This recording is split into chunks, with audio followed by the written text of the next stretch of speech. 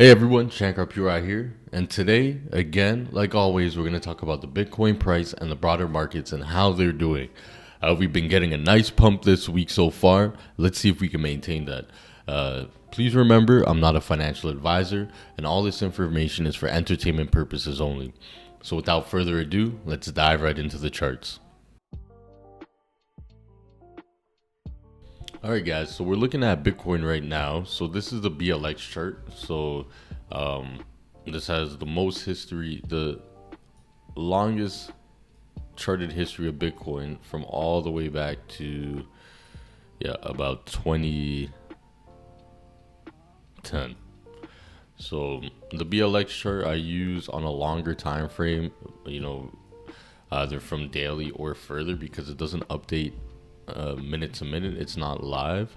But so let's look at this chart here. So we have the BLX chart. Let me just take away these moving averages. And like I said, with this Bitcoin price action, we were at the bottom of this support zone, at the bottom of the pattern. And I did say that we have a good probability to reach the top of this pattern, and that we're still in an uptrend, right? We have a low, a high, a low, a higher high, a higher low, and we can say that until proven otherwise, we're at least gonna touch the top of this trend line. So until proven otherwise, we're ranging inside of this pattern. And then when the pattern breaks out, then we act accordingly, right? So go back to the BLX. So until otherwise, and we are still ranging in this pattern.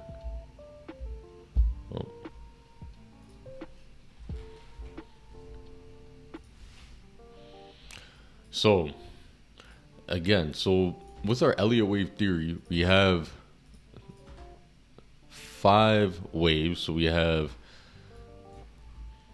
wave 1, 2, corrective wave, 3, impulse wave, 4, which we are just ending now, and then we'll be heading to our 5th wave. So this 5th wave, we're anticipating it's going to take us to at least 180K. And the reason for that is if we use the Bitcoin log regression bands, or even the Fibonacci's, I'll even show both, in that they pretty much line up pretty much the exact the same. So yeah. So if you look at the Fibonacci bands or the log bands, they line up almost the same. But let's look at the log regression bands. So how do we come to this price? Is that every time at the peak of Bitcoin's bull run, so far we have at least touched the top of this band here every single time. So we've reached the peak of these bands every single time at the end of the bull run. So mind you, we did have a blow off top here, but it wasn't really the end of the bull run per se. It was just a corrective phase for the next and final leg of that market cycle. Similar to what we're having now is that it didn't go all the way up to the red. It went up to the yellow band, came down. We have our corrective wave, and now it looks like we're going to be trending up to the top of this band. So if, let's say, we finish this bull run in July, it would be about 170K, and then we could maybe find our bottom. Like I said, as time continues, the bottom of this band may reach all the way up here, and the point of entry for Bitcoin and purchasing could be between 80 and 60K. So that's where we may like to start loading up, is between 80 and 60K at the top of this trend line here. So when we reach closer to the top of this band here, we can say, okay, you know what? Even way before that, we can start saying we're going to start selling, and maybe re-enter into positions over here, or just short the market all the way down to these zones. So something to keep in mind as we're continuing upwards. So let's look at our Wyckoff accumulation. TC. Let's look at our Wyckoff accumulation.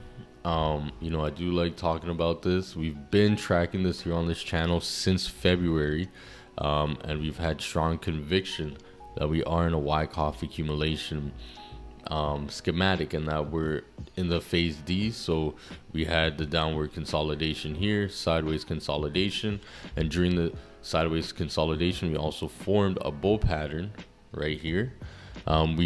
We've successfully broken up from this pattern, so we're looking for higher highs to take us higher before we start maybe a distribution or a blow off top, right? So we're still on track for all of that. Now, if you look at the S&P 500, we have to bring this up because this was very important. Like I said, so even if I zoom in here on the hourly time frame, just so you guys can get a better view of the importance of this yellow trend line.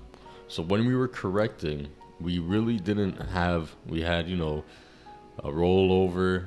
We tried to get a retest here and then completely flush down.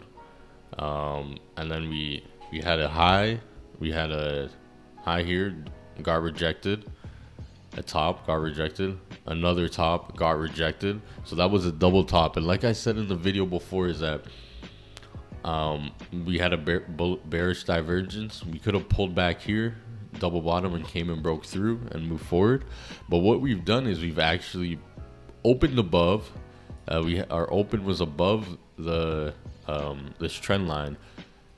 We've gotten a retest, successfully retested it, and it looks like we're having a successful retest, and it looks like we're going to be heading onto further upside of this price. So, and please remember, I'm on the opinion that we're about to have our last melt up, a very steep and severe melt up in this market cycle right now before a major crash that's going to occur. So, I'm under that stance right now that we do have one last melt up before the market completely just crashes, and has that big crash. It may be 6 months, maybe 3 months, who knows. But one thing that is also good is the 200-day moving average. Like I said, many people use the 200-day as a strategy to purchase their investment, purchase on the 200-day moving average, and we have definitely shot up from that. And like I said, one thing to avoid was to come back down and get rejected and use this as a resistance, because then that's the start of what could be a bear market. But we have, made new highs from this point where we had the double top. So we could always, tomorrow we could come here. These are strong, these are rejection zones, so strong rejection zones. So any point in time, we could definitely come back down to this line again and retest it on the daily time frame, and then head higher. So we are building a nice structure right now, and we want to keep in mind that the last high, so the all-time high, was right here, and then once we get above that, blue skies ahead. So what I wanted to look at too is, we'll get back to, let's look into this chart here. So I wanted you guys to kind of get a perspective of where we are, versus major crashes, right? So because a lot of money has been printed in the last 20 years, 30 years, this gives you a perspective of what the actual value of the S&P 500 is versus the inflation in the market. So per the 2000 crash, we are still have a lot of room to actually go to the upside, to capitalize if we do have this melt up, which I do believe we're about to have. So this was a big rejection here where the 2008 crash was. Got rejected in 2020, and we got we had some tension here, a pullback. It looks like we're going to be breaking it, Who knows? We'll keep an eye on that. But if we do break this, our next resistances are, we have one up here that's not, they're not that strong, because it kind of just got sliced through on the way up and sliced through on the way down. So the resistance where we're at right now is the last major resistance as per the adjusted, value of the S&P versus inflation. We can reach heights up to here. So though on the S&P chart, here, let me go back here.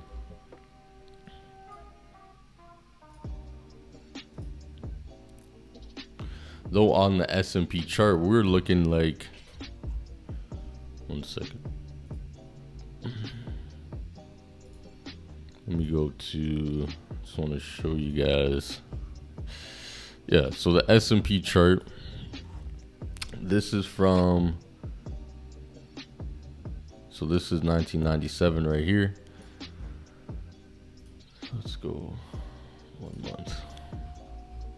So this is 1997. Oh, oops. Where that line is. So 1997 is about here. And then this was the 2000 crash. So this was the 2000 crash right here. Came down and, got a double top over here. And now we've made new highs. So even though, we are technically higher in dollar value, but as per the money being printed, as per the money that's been printed, this is actually the value of the S&P as per dollars that are in the market. So it's just adjusted for the inflation that's taking place in the market. So we still have some upward momentum. Still, we still have some space in between here and here, and that's a lot of room, because we do have an exponentially more amount of money in the market per the 2000 versus the 2000 crash. Speaking of crash, what we need to look at is the 10 versus 2-year treasury bonds. So you see me talk about the TLT, so the 20-year bonds, and anytime the bonds of the 20-year are coming down, it shows that people are being risk on. So if we go back to our chart, we look at the TLT, a lot of people are saying we're risk on now, but being risk on, yeah, the price will go up, but we want to look at some indicators. Like we've been on this channel saying we're gonna be going risk on. It's just a matter of time for the money to flow from risk off to risk on. But we could already see the money flowing out of bonds. Flowing out of bonds. So where they got to go? If they're flowing out of bonds, they're going to be flowing into risk on asset, especially this is the 20-year treasury. So money is going to be and continuing going to be flowing into risk on investments, as this has been coming down since summertime. So we're under the 200-day, very well under the 200-day. So like I said, we do have a divergence playing in here, a bullish divergence. So we could always come up and test the 200-day, and maybe at these points, then we'll be back on risk off, right? But the money is flowing into risk on assets right now. But we've said on this channel that we are anticipating sooner or later that money would be flowing into risk on, because the risk off assets are selling off. Okay, so yeah, when the 10 and 2-year bonds invert, normally it marks recession every time. So a lot of bonds, hold up. Yeah, so we had an inversion. So when it inverts, the point of the inversion isn't actually when the recession happens. So every time it's inverted, the recession didn't happen immediately after the inversion. But when it comes out of the inversion, normally we have a recession. So we had April of 2000, and then January of 2001 was actual, March 2001 was actual recession. So that was almost a year later. So with COVID, the yield inverted September 2019, and the recession started in February 2020. So after the inversion, it could be 3 to 6 months thereafter where we actually have a recession. So keep that in mind, that, you know, we're going to be inverting, but you don't need to take your money out of the market at the point of the inversion. This is just a gauge for us to understand, hey, we're getting close to recession, but a lot of times right before recessions, we have intense melt up. So we want to take advantage of that melt up. Okay, so let's look at right here. So these are some Glassnode indicators that we can use to determine when we're getting close to the top. I've already showed the Bitcoin log regression band that shows where price tends to hit the top of those bands at the end of the bull cycle.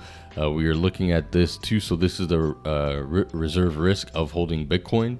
And every time we've reached close to every time we reach inside this area, it's been tops of markets. So, you know, every single time that we've reached the top of this band, it's been tops for markets. Anytime we're in this green area, it's been a time to accumulate. So when you keep that in mind, that this is a great indicator to use and complementing what we're already using. So we have this, the net unrealized profit and loss. Because Bitcoin is on chain, you can see at what point everyone bought, what percentage of people that are in profit and percentage of people that are in loss. And every single time that we've reached the top here of euphoria, when like 75% of people are in profit, we normally have the end of the cycle. So we haven't actually reached there yet in the euphoria stage. So we're in a place of optimism. I would say it's optimism now since we're moving up. It wasn't anxiety. So we're in a point of optimism. If you believe we're moving up, if you believe we're going to be heading down, then maybe a point of anxiety. So this is another indicator to look at. And mind you, we're not going to be selling the exact top. So, points where it's starting to show green, even if you purchased over here at 400 and you started selling around 4K, that's a 10x. Can't be upset about that, right? Okay.